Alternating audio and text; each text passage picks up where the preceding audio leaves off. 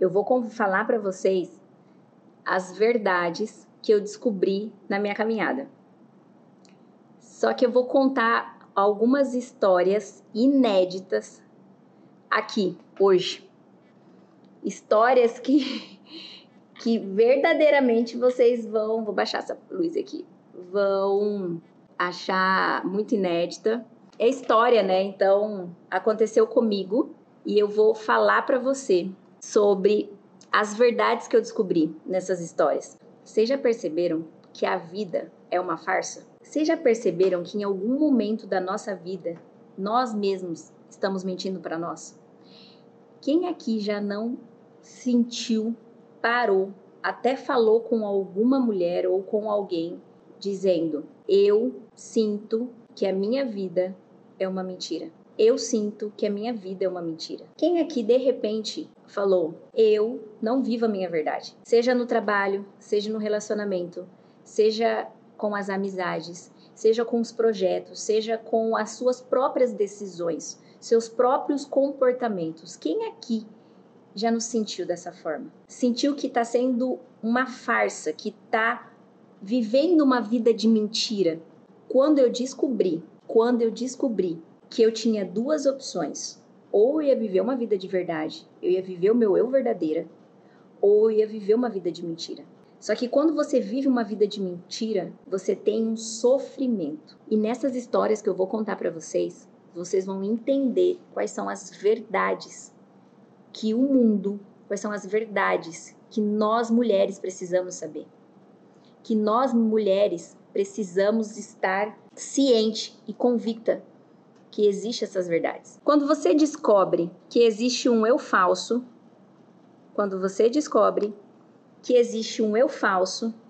e que você precisa desenvolver o seu eu verdadeira, você se torna uma mulher forte, amada, decidida e realizada na sexualidade.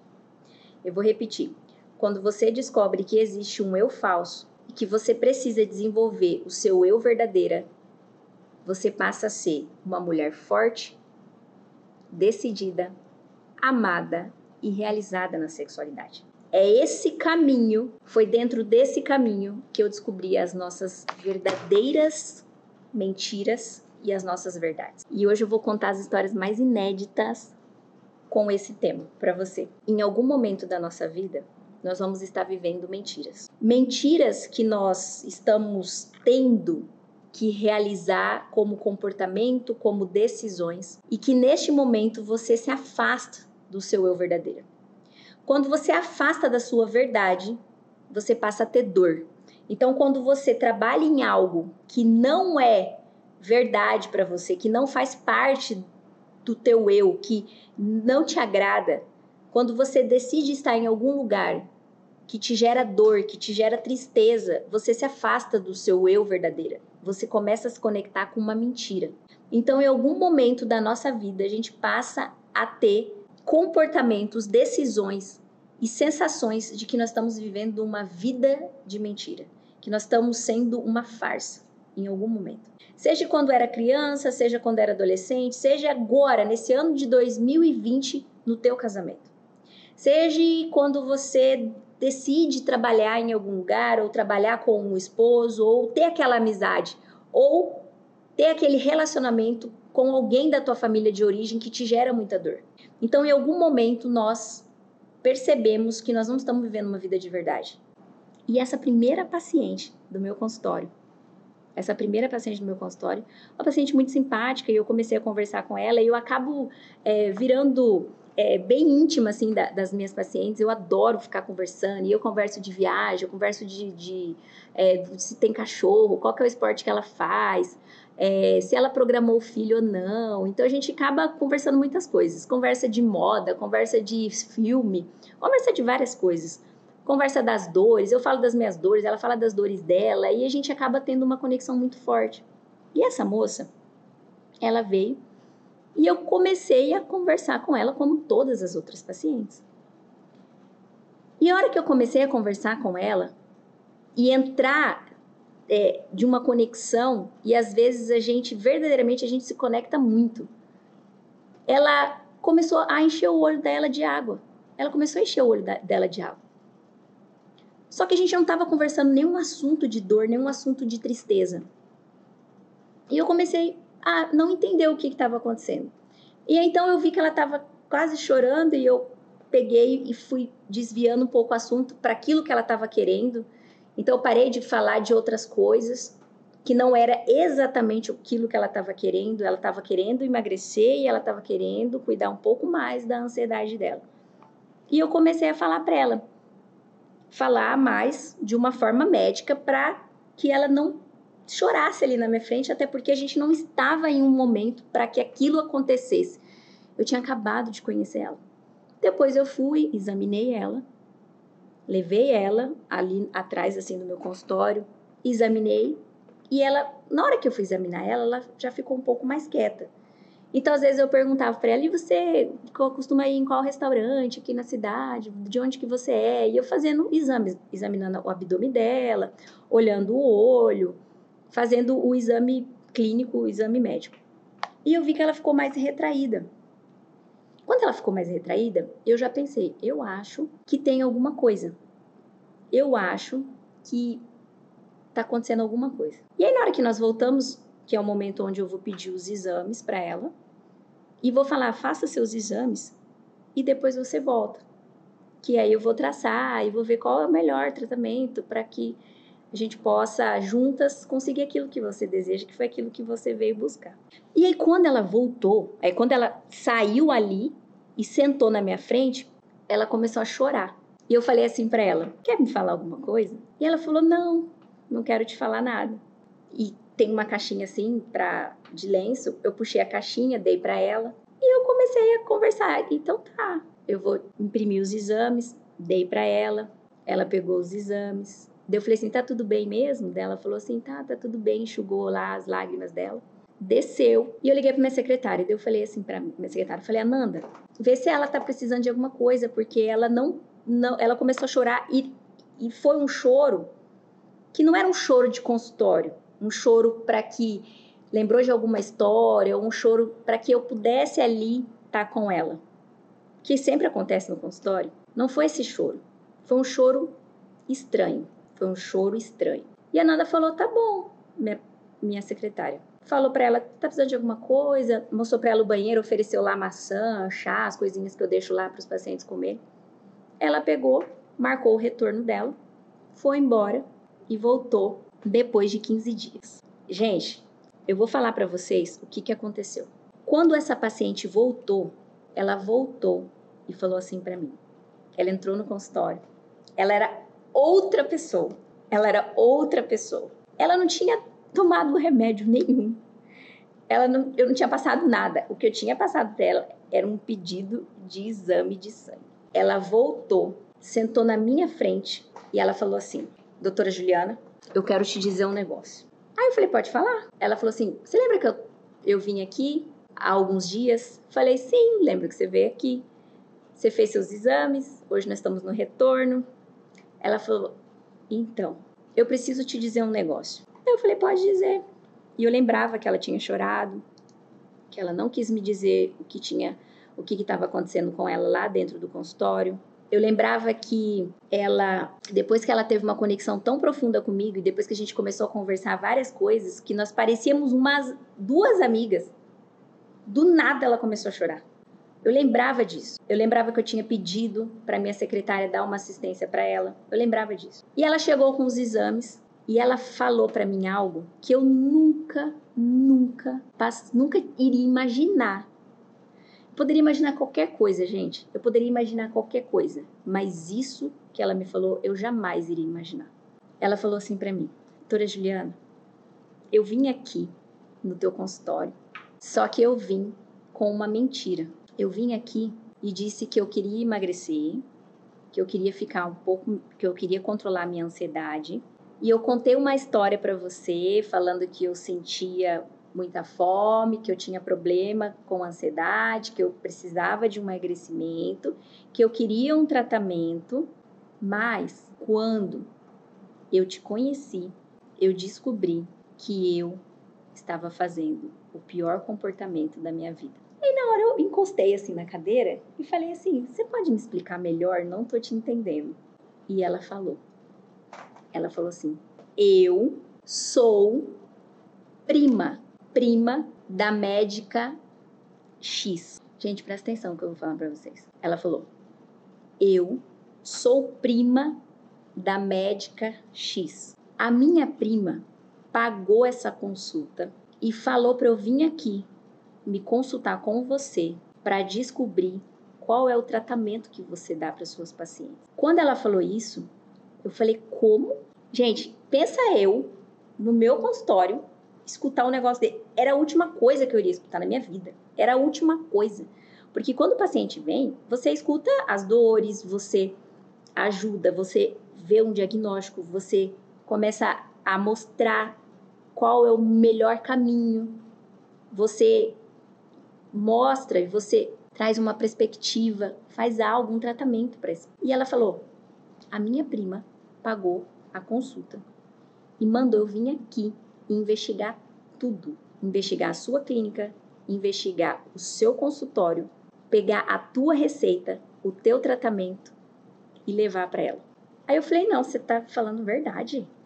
Aí ela falou, tô falando a verdade. E ela começou a chorar na minha frente. Eu olhei para ela, abaixei minha cabeça, respirei. Gente, eu lembro como se fosse hoje. Neste momento, Deus falou comigo. Eu tô abrindo meu coração para vocês entenderem a jornada que eu passei esses 7 anos e por qual motivo existe o eu verdadeiro. Isso que eu tô falando para vocês, ninguém sabe. Sabe quem não sabe? Meu marido não sabe. Minhas secretárias não sabem. A médica que fez isso não sabe que eu sei. Minha filha não sabe, minha mãe não sabe. Ninguém sabe.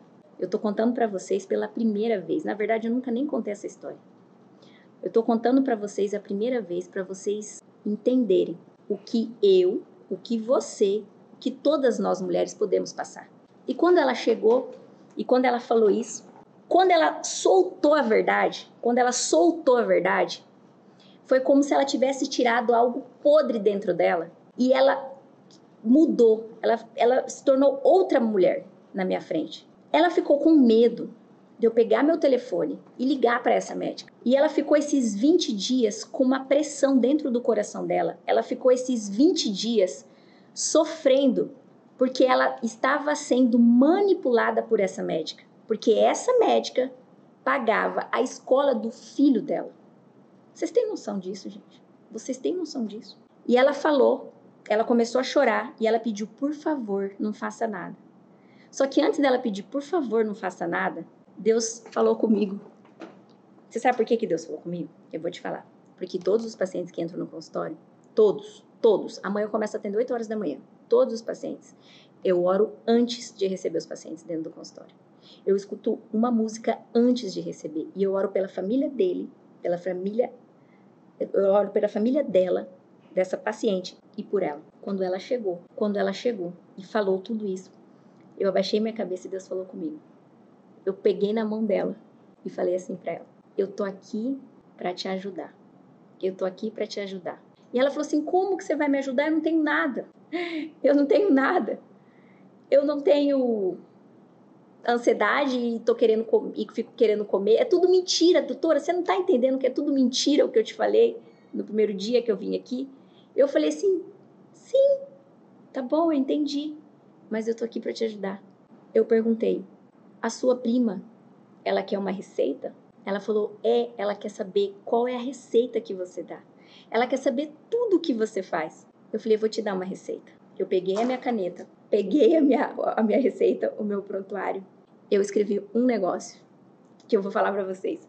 Agora, quando eu falar pra vocês, vocês vão falar assim, meu Deus, isso que eu tô dizendo é uma cura da mentira. Eu escrevi pra ela assim, ó, Provérbios 12, 22. Eu escrevi o Provérbios. Eu assinei, carimbei e dei pra ela. E eu escrevi assim, o Senhor odeia os lábios mentirosos, mas se deleita com os que falam a verdade. E eu dei pra ela. E ela leu e ela falou assim, doutora Juliana, você tá me dizendo, então, que Deus gosta de mim e me ama quando eu falo a verdade? Aí eu falei, é isso que eu tô te dizendo. E eu entreguei essa receita. E ela falou, mas o que eu falo pra minha prima? Aí eu falo, você vai falar a verdade. Você vai entregar a receita que eu te dei. E se ela falar, mas cadê a receita? Eu paguei a consulta e você não trouxe a receita. Você vai falar, eu tô te falando a verdade. A receita é essa. Ela me deu essa receita. Ela levantou, ela me abraçou, ela chorou e ela falou assim pra mim, você é a pessoa que salvou a história de uma briga, de um desconforto que eu tenho com essa prima há muitos anos. E eu aprendi que eu preciso falar a verdade. Ela me abraçou e foi embora. Que eu aprendi. E é a primeira verdade que eu quero que vocês anotem aí. Pessoas falsas existem. Pessoas falsas existem e elas desejam o seu lugar. Pessoas falsas existem e elas desejam o seu lugar.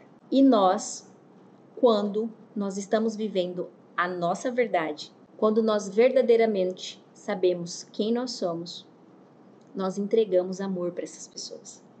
Nós entregamos amor para as pessoas que estão sentindo inveja de nós. É dessa forma que você passa a ser uma mulher de verdade.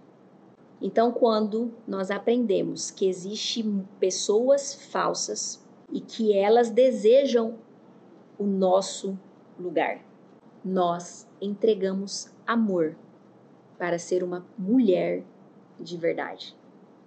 Esse é o primeiro. É a primeira verdade que eu descobri dentro do meu consultório. Dentro do meu consultório. Um dia, eu fui num casamento. Vou te contar uma outra história. Um casamento. Pensa num casamento chique. Pensa num casamento chique. Um dos casamentos mais milionários que eu fui na minha vida. Aqui no meu estado. Casamento chiquérrimo, mas chiquérrimo. Pensa num trem chique. O casamento foi tão chique que parou a cidade. Parou a cidade. Isso tem mais ou menos uns 5 anos. Uns 5 anos. Um buffet enorme aqui. Um povo rico, rico. E a paciente, a noiva, era minha paciente. E eu fui, toda chique, arrumada, no casamento. E a gente estava lá, sentada, assim, numa mesa, uma mesa, né, aquelas mesas grandes, assim, de casamento. Vários casais. Já tava mais ou menos, era 1h30 da manhã. E o pessoal bebendo, o pessoal dançando. E eu tava ali sentada, olhando. Tinha algumas pacientes minhas lá. E eu, né, tranquila, olhando aquela festa chiquérrima. Eu fui no banheiro. Olha só, eu fui no banheiro. E lá no banheiro, banheiro enorme. Banheiro, tipo, o tamanho da minha casa, praticamente. Eu entrei no banheiro, passei um batom, como nós todas fazemos. A gente pega um batom da bolsa, passa o batom, entra para fazer um xixi. Era 2 horas, 1h30, 2 horas da manhã. Entrou 2 mulheres no banheiro. Uma entrou chorando. Chorando.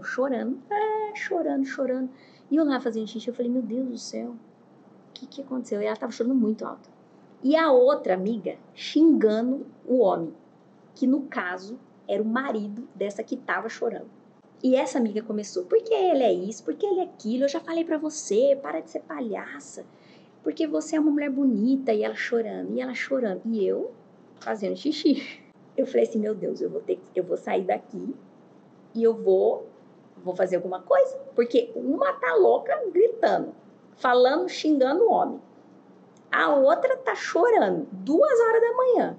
Essas mulheres provavelmente não estão sã, né? Com a mente sã. Elas devem estar um pouco mais alteradas, porque tava uma balada fervorosa no casamento. E eu saí, toda ali.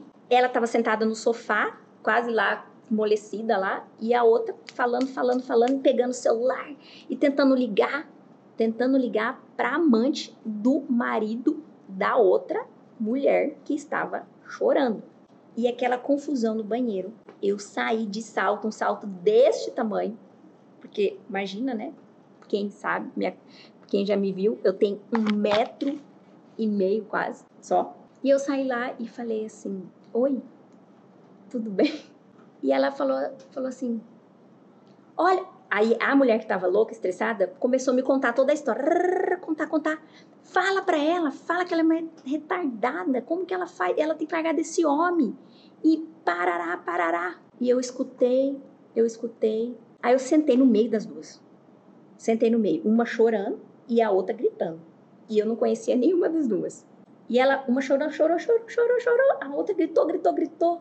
Eu peguei e falei assim, olha só, pronto, vocês já me contaram a história, já entendi. Tá bom, já entendi. E elas queriam uma resposta. Já entendi.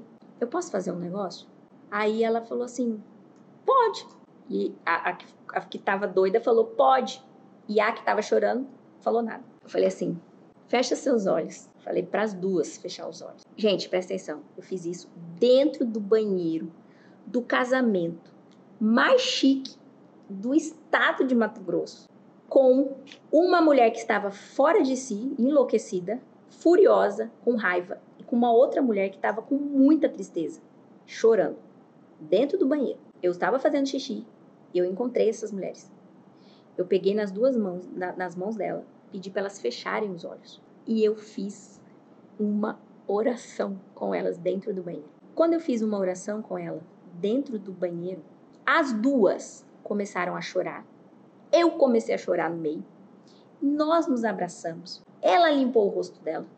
A outra ficou normal, voltou ao normal. Eu me conectei com ela, virei amiga delas ali. E eu falei assim para as duas. Eu falei, vocês duas estão sem condições de ter alguma decisão, de fazer algum comportamento. Mas eu tenho uma tarefa para vocês. E eu pedi para as duas lerem naquela noite todo o livro de provérbios da Bíblia. Todo o livro. Quando ela chegasse em casa, mesmo bêbada, gente, presta atenção, quando ela chegasse em casa, durante toda a semana, dei meu telefone para as duas e falei para elas não fazerem nada, não decidirem nada e ficarem quietas. Elas aceitaram e saíram do banheiro. Na hora que elas saíram do banheiro, eu sentei. Elas saíram do banheiro, eu sentei, pus a mão na minha cabeça e falei assim, sozinha no banheiro, meu Deus do céu, o que é isso? Quando eu falei, meu Deus do céu, o que é isso? Uma pessoa fez assim, ó, no meu ombro. Eu olhei. Quando eu olhei, sabe quem era? A tia do banheiro. Calma, vai vendo. Ela fez assim, eu olhei pra ela, era a tia do banheiro. Sabe quando tem uma tia no banheiro que limpa o banheiro, que vai e coloca lá o sabonete, coloca lá o papel higiênico? Era essa tia aí. Ela olhou pra mim e falou assim, oi, doutora Juliana.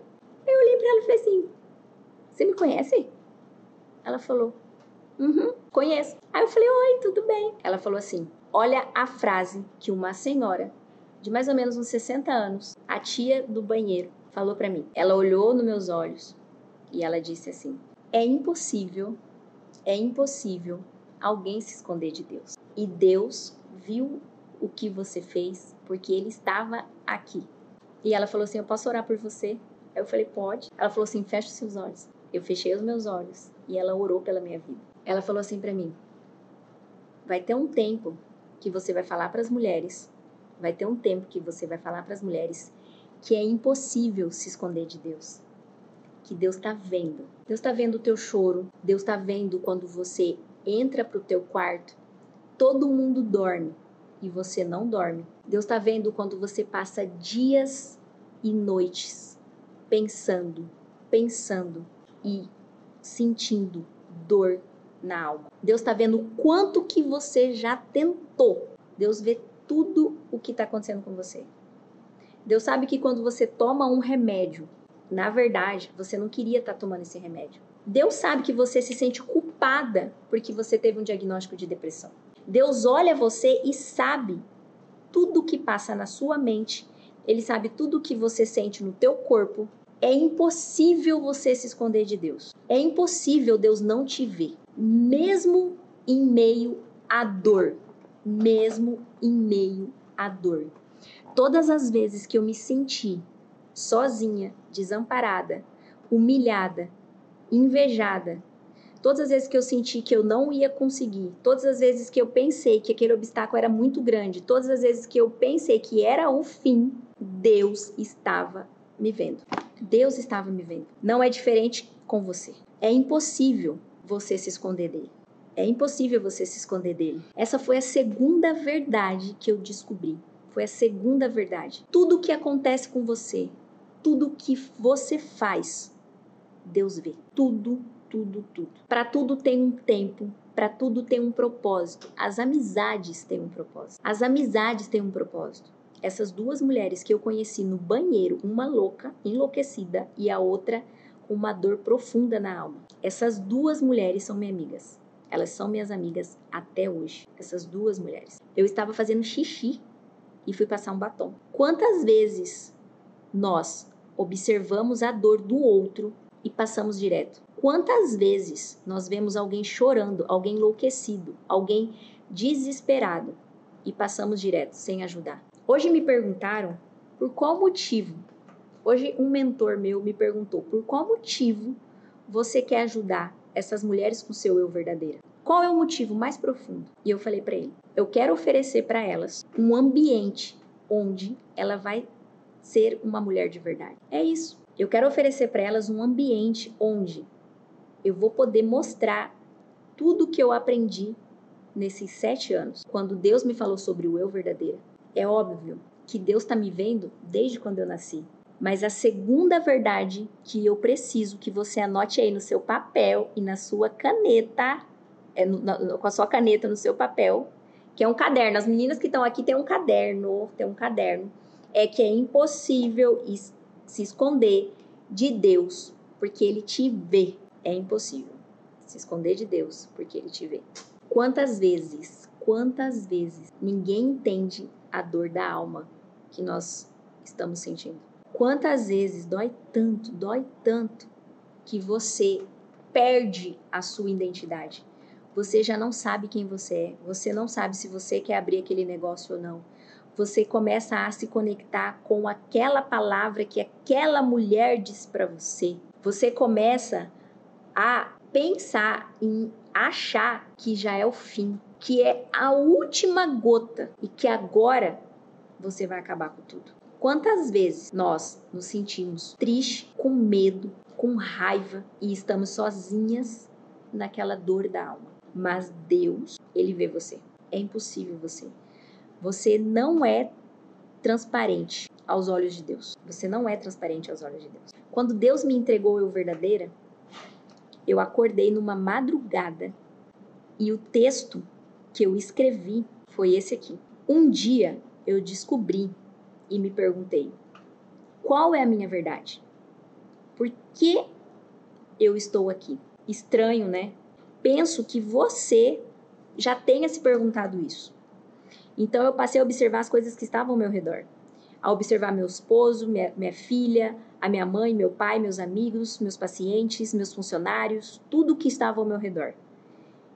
E eu me perguntei qual é o propósito, qual a finalidade de tudo isso. Depois de muita observação, de meditação, oração, eu cheguei a uma conclusão. O eu verdadeiro. Sim, a verdade. Sabe por quê? É uma palavra forte e real, mas é somente dessa forma que as pessoas começam a se conectar com você. Por qual outro motivo, mulheres, pessoas estariam do seu lado se você não desenvolvesse a melhor história e a sua verdade? Ser quem você é e ter a certeza do seu propósito é que faz você enxergar o seu legado, a sua missão, é o que faz você ter verdade no amor, nas amizades, no trabalho, nos relacionamentos, no seu sorriso, no teu choro e nos teus sonhos. Isso é ser o eu verdadeira.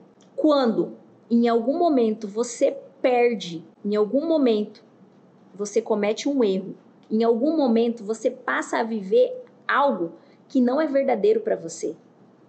Em algum momento você deixa de se amar, você não se reconhece mais. Você para hoje e não consegue ver o futuro. Você simplesmente se conecta com o passado. Você fala que jamais você vai ser uma mulher de verdade, que você já desistiu, que aquele homem que está do seu lado não tem jeito, que os seus filhos te abandonaram, que você nunca vai conseguir estudar, que você não vai conseguir mais ter uma profissão, ter uma carreira, realizar o teu sonho. Que você jamais vai sair deste lugar que você se sente refém. É por esse motivo que eu descobri algo bom para mim e bom para você, que é o eu verdadeiro.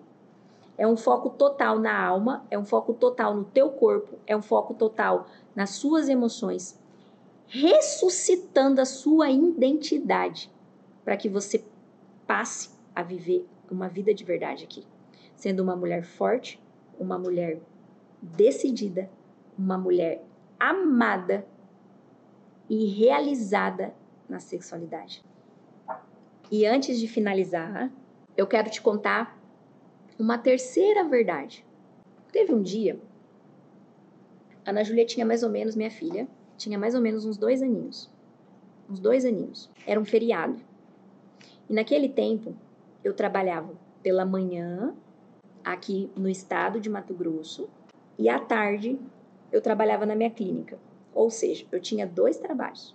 E assim que funcionava a rotina da minha casa. Eu saía mais ou menos umas 8 horas da manhã, e era um trabalho muito tranquilo. Chegava mais ou menos umas 8h30 no lugar, na clínica, no centro de saúde que eu trabalhava. Eu trabalhava das 8h30 até mais ou menos umas 11h30. Chegava em casa, a minha filha estava tomado banho, porque tinha uma pessoa, um anjo que cuidava dela, que cuida até hoje, me ajuda, que é a Luzia. E eu chegava lá, eu almoçava com a Ana Júlia, rápido, porque o tempo era muito rápido do almoço. E depois eu saía para a clínica e eu atendia os meus pacientes no período da tarde. E eu chegava da clínica, a minha filha já estava tomada banho, e eu brincava então um pouquinho com a Ana Júlia, e logo ela dormia, porque ela tinha 2 aninhos, então ela logo já estava cansada. Só que ela acordava muito nas madrugadas. Então eu estava cansada, e eu acordava nas madrugadas, porque ela acordava muito, e muitas das vezes eu acordava muito irritada. Muitas das vezes eu ficava muito cansada. Então, os momentos que eu tinha com ela era um almoço muito rápido, à noite, brincando, jantando, e logo ela dormia, e nas madrugadas. E eu passei, assim, 1 ano sem perceber o que estava acontecendo. Até quando foi um dia, um feriado. Eu não trabalhei pela manhã, na verdade, eu não trabalhei o dia todo, era um feriado. Eu acordei, era mais ou menos umas 7h30, e a Ana Júlia acordou, era umas 9h30 da manhã. E quando ela acordou, eu escutei ela gritando o nome da Luzia. Aí a Ana Júlia gritou, Luzia! Ela tinha 2 aninhos e 4 meses, mais ou menos. Falou assim meio... Eu vi que ela estava chamando a Luzia. E eu entrei no quarto e eu falei, filha, a mamãe tá aqui. Filha, a mamãe tá aqui. E eu fui me conectar com ela.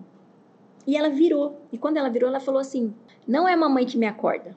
Não é a mamãe que me acorda. Eu falei, filha, a mamãe tá aqui. E ela falou, cadê a Luzia, mãe? Não é mamãe que me acorda, não é mamãe. Ela falou, não é mamãe. Igual o Baby Sauro do dinossauro. Não é mamãe. E ela virou. Neste momento, Deus falou comigo. Ele falou assim, Juliana. Gente, imagine, eu tinha 27 anos. Eu tinha acabado de receber o meu CRM. Eu estava com um gás, com uma força, com uma energia total de trabalhar. Eu estava desenvolvendo um trabalho muito legal dentro de uma comunidade na minha cidade.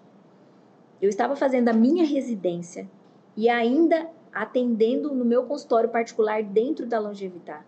Eu estava no início da minha carreira, começando a fazer o meu nome. Esse era o meu maior desejo, era poder ser uma médica que iria entregar várias coisas e transformar a vida de mulheres. Mas a minha filha falou para mim, não é a mamãe que me acorda. Ela tinha 2 aninhos e 3 meses. Neste dia, naquele momento, naquela hora, Deus falou comigo. Ele falou assim, Juliana, filhos vem primeiro, carreira vem depois. Você pode ser qualquer profissional. Você pode ser médica, você pode ser advogada, você pode ser juíza, você pode ser empresária, você pode ser fazendeira, você pode ser presidenta da república. Filhos vem primeiro. Naquele mesmo momento, eu liguei no celular da minha secretária, que ela era um feriado. e falei assim: eu não vou trabalhar mais de manhã. Eu vou trabalhar somente no momento que minha filha estiver na escola. E eu passei então a ficar um período com ela, até o tempo que ela entendesse que era a mãe dela que acordava ela todos os dias para dar o bom dia, que é a melhor frase do nosso dia. Essa foi a terceira verdade que eu aprendi como mãe, como mulher, e que nós desenvolvemos dentro do Eu Verdadeira. O que é posicionamento? Qual é o seu verdadeiro papel dentro da sua casa? Deus abençoe você, Deus abençoe a sua família. Compartilhe o link com as suas amigas que a gente vai se encontrar, tá bom? Um beijo, Deus abençoe, tchau!